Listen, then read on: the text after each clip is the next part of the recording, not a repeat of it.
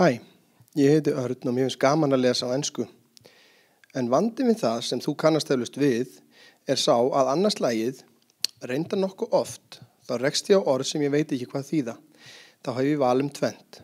Annars vegar að stoppa og fletta orðin upp í orðabók eða á netinu sem tekur tíma og gerir það að verkum að þegar ég byrja að lesa aftur, man ég ekki hvar ég var.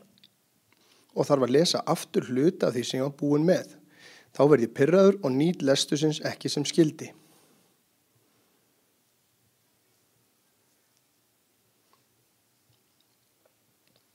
Hins vegar gæti ég haldið áfram að lesa og reyna að giska á hvað þetta nýja orð þýðir út frá samhenginu. Það er að segja að leita vísbendingum í orðunum í kring. Það er lygilegt hversu oft þetta dugar. Áður en við byrjum að skoða ýmsar aðferðir við að giska á merkingu nýrra orða, vil ég minnast á hversu hentugt það er að byrja á því að greina hvers konar orð er að ræða. Er orðið nafnorð? Lýsir það hlut, manneskju, dýri eða hugmynd? Er það sagnorð? Segir það til hvað gert er? Virkar setningin ef það er tekið í burtu? Er það kannski lýsingarorð? Stendur það með nafnorði og lýsir einhverju nánar? Eða er það kannski atviksorð? Lýsir það hvernig eitthvað er gert? Hvernig eitthvað gerist eða hversu oft? Endar það á 11. Fyrsta leiðin sem við getum notað er hreinlega að skoða hvort orðið er skilgreint í textanum. En áður en ég byrja, þá vil ég vita hvaða orðflokki þetta orð tilheyrir. Kingfishers. Á eftir kemur sagnorð, þannig að líkurnar á því að þetta séu nafnorð eru mjög miklar. Þannig að við göngum út frá þetta sé nafnorð. Í þessu dæmi getum við lesið okkur til hvað orðið Kingfishers þýðir því málsgreinin útskýrir að er að ræða fremur smáa, litskrúðuga fuglategund. Þetta er dæmi hvernig við getum notað skilgreiningar til að skilja orðið. Stundum gefur höfundur textans okkur samheiti sem getur hjálpað okkur að skilja ný orð. Orðið insolent, sem að ég vil skilgreina hér sem lýsingarorð af því að það stendur með nafnorði og útskýrir orðið remarks. En það er erfitt að skilja, en ef við lesum framhaldið, þá sjáum við að drengurinn er sendur til skólastjórans fyrir að sýna vanvirðingu. Út frá því má álykta að orðið insolent þýði dónaskapur, vanvirðing eða eitthvað slíkt. Þannig að við notum orðið disrespectful sem vísbendingu hvað insolent þýðir. Þarna eru samheiti. Ágætt er að halda því til haga að við þurfum ekki alltaf að fá nákvæma skilgreiningu á orðinu. Aðalatrið er að við skiljum orðið nægilega vel til að skilja málsgreinina eða inntak textans í heild sinni. Önnur leiðin sem við getum notað er að sjá hvort við finnum andheiti eða andstæður sem geta gefið til kynna hvað orðið merkir.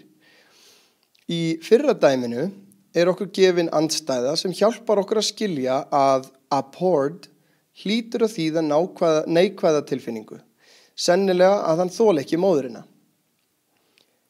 Í seinna dæminu sjáum við svokölluð andheiti. Við getum dregið þá ályktun að tranquil og stressful séu andheiti.